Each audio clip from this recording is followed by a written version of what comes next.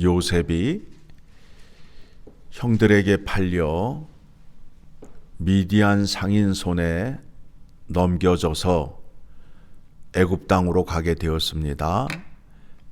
애굽 땅에 도착하였을 때 친위대장 보디발이 요셉을 종으로 사게 됩니다. 요셉이 보디발 집에 들어가서 총무의 일을 맡게 됩니다. 그런데 여호와 하나님께서 그와 함께 하심으로 인하여 그가 하는 모든 것이 형통의 길을 가게 되었습니다. 하나님의 형통함이 요셉에게 임한 것을 보디발이 알게 되었습니다. 구원은 여호와 하나님께서 시작을 하시고 마치시는데 구원을 이루어 가시는 방법이 우리의 생각과는 다르다는 거예요. 요셉이 17세에 애굽으로 팔려가는 그때에 요셉이 어떤 사람이었는지 앞장에서의 말씀을 보게 되면 그는 형들의 잘못을 아버지에게 고자질하는 자였어요. 그리고 아버지의 사랑을 많이 받았던 자였습니다.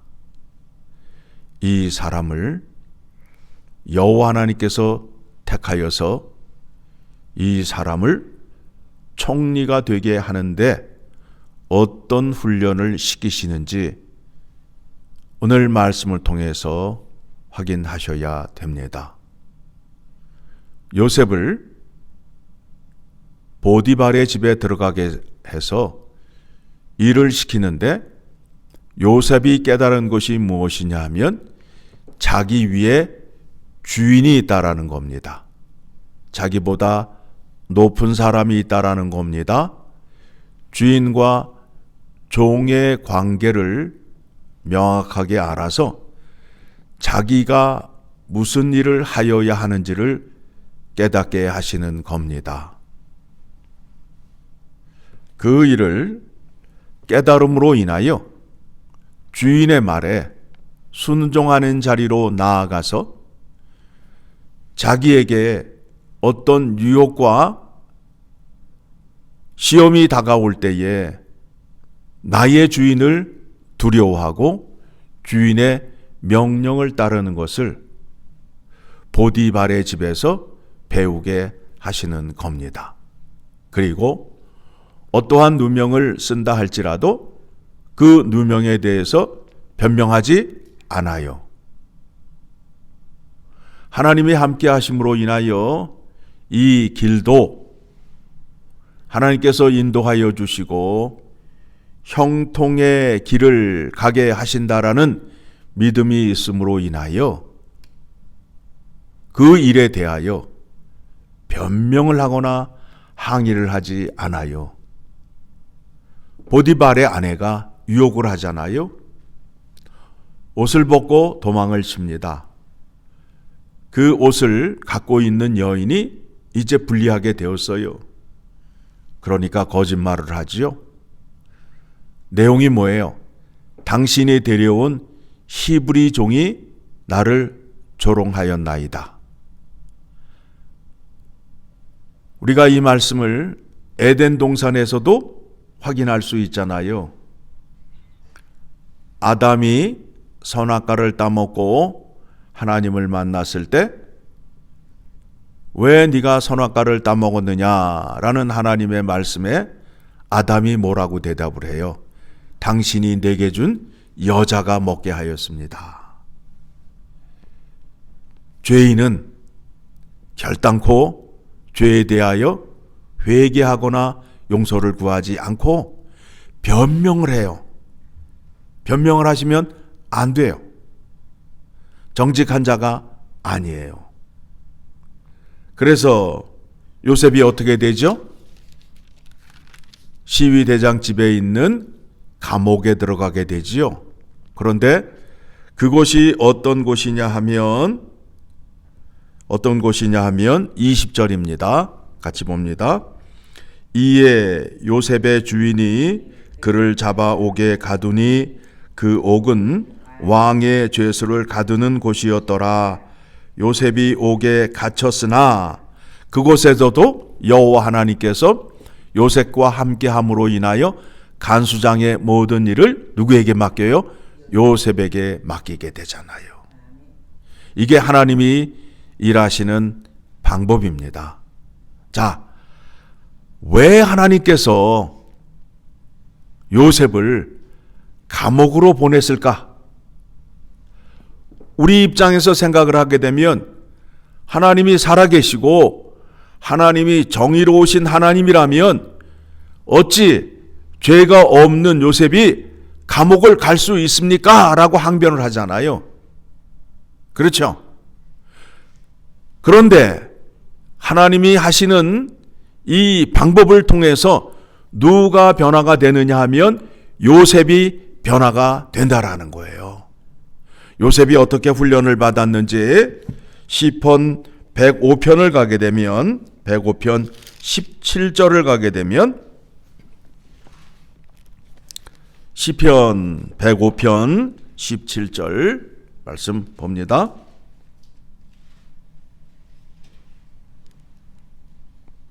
같이 읽습니다. 그가 한 사람을 앞서 보내셨으며 요셉이 종으로 팔렸도다.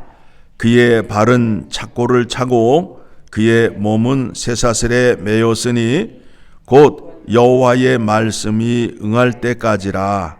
그의 말씀이 그를 단련하였도다. 그곳에서 배운 게 뭐예요?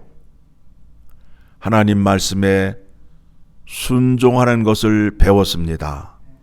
여기 보게 되면 그의 발은 착고에 차고 그의 몸은 쇠사슬에 매였으니 무슨 말씀이냐 하면 하나님의 말씀보다 네가 앞서가지 말라. 붙잡아놨어요. 네 마음대로 네 생각대로 하지 말고 하나님의 말씀이 먼저 앞서 나아가고 너는 그 뒤를 따라가라. 그래서 어떻게 했다고요? 그를 붙잡아놨어요. 붙잡아놨어요. 우리가 믿음 생활을 하는 데 있어서 주님보다 앞서가야 돼요? 뒤를 따라가야 돼요? 뒤를 따라가야 되는데 전부 앞서가서 주님을 이리 오라 손짓하고 내가 필요할 때 부르는 믿음을 갖고 있으면 안 된다라는 겁니다. 주님이 말씀하시고 주님께서 보여주신 대로 행하신 대로 주님을 따라가야 됩니다. 주님께서 뭐라고 그래요? 나를 따라오라. 내가 너희를 사람을 낚는 어부가 되게 하리라. 그래서 우리가 주님을 바라보자, 주님을 붙잡자, 주님을 의지하자 하는 말씀이 바로 여기에 있습니다. 이와 같은 훈련을 누가 받았어요? 요셉이 받았다고요. 어디에서? 감옥에서. 감옥에서 자기 마음대로 하는 곳이에요? 아니죠. 엄격한 규율이 있고 그곳에는 자유가 없어요. 그것에서 훈련을 시킵니다. 훈련을 시켜서 만 30세가 되었을 때 요셉을 애굽의 총리로 세우시는 하나님의 지혜와 비밀을 오늘 말씀을 통해서 확인하셔야 되고, 하나님의 형통함이라는 것이 어떤 것인지를 오늘 확인하셔야 돼요. 하나님의 형통은 우리가 살고 있는 환경과 조건을 좋게 만들어 주시는 것이 아니라 어떠한 환경 속에서도, 즉 자유가 없는 감옥에서도 여호와 하나님께서 함께 하시면 형통의 길을 갈 수 있다. 기도를 하실 때에 세상을 바꿔 주시옵소서, 이웃이 변화되게 하여 주시옵소서라고 기도하시면 안 되는 거예요. 세상이 험악하고 이웃이 깡패 같고 악할지라도 내가 그들 앞에서 선을 행하며 소금과 빛의 존재로 살아갈 수 있는 능력을 주시옵소서. 능력을 주시옵소서. 세상은 변하지 않아요. 그곳에서 내가 빛으로 살아가게 하여 주시옵소서. 나로 인하여 어두움이 물러가게 하여 주시고 나로 인하여 죄악이 무엇인지 알게 하시고 나로 인하여 하나님의 공의가 시행되는 그런 세상이 되게 하여 주시옵소서라고 기도하셔야 됩니다. 그러니까 우리가 세상을 향하여 나아갈 때 세상이 우리 앞에 두려운 존재로 서 있지만 우리와 함께 하시는 모든 고난을 이기신 예수 그리스도께서 우리와 함께 하심으로 인하여 우리에게 승리를 주심으로 인하여 우리는 승리할 수밖에 없다라는 겁니다. 이 세상의 모든 고난과 순환을 누가 다 이기셨다고요? 예수 그리스도가 이기셨잖아요. 그 분이 우리와 함께 함으로 인하여 우리에게 어떤 고난과 환난이 온다 할지라도 우리는 흔들리지 않게 된다라는 겁니다. 이 말씀을 고린도후서 1장 말씀 봅니다. 사도 바울이 여러 번 생명의 어려움을 겪었고 많은 두려움을 느꼈잖아요. 여호와 하나님께서 자기에게 그와 같은 길을 가게 한 것은 9절의 말씀입니다. 같이 읽습니다. 우리는 우리 자신이 사형 선고를 받은 줄 알았으니 이는 우리로 자기를 의지하지 말고 오직 죽은 자를 다시 살리시는 하나님만 의지하게 하심이라.